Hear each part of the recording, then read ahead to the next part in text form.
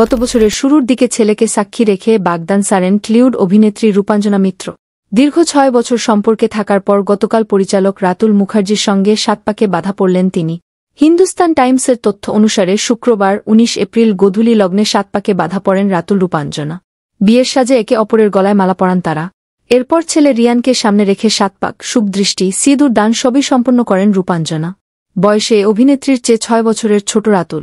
আর এ নিয়ে অনেক সমালোচনা চলছে, যদিও দুই তারকা নিন্দুকদের কথাকে মোটেও পাত্তা দেন না।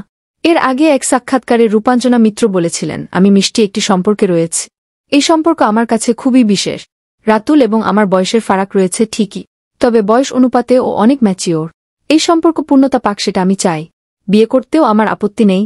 পালক সিনেমার মাধ্যমে পরিচালনায় হাতেখড়ি হয় রাতুল মুখার্জির। এ সিনেমায় শাশ্বত চ্যাটার্জি ও রূপাঞ্জনা মিত্র প্রধান চরিত্রে দেখা যায়। বাঘবন্দি খেলা শিরোনামের টিভি সিরিয়ালে যুক্ত ছিলেন রাতুল। এই জামানায় আরও কত কিছু দেখার বাকি আছে, কেবল তো শুরু। এতক্ষণ সাথে থাকার জন্য ধন্যবাদ। নতুন নতুন আপডেট খবর পেতে চ্যানেলটি সাবস্ক্রাইব করে পাশেই থাকবেন।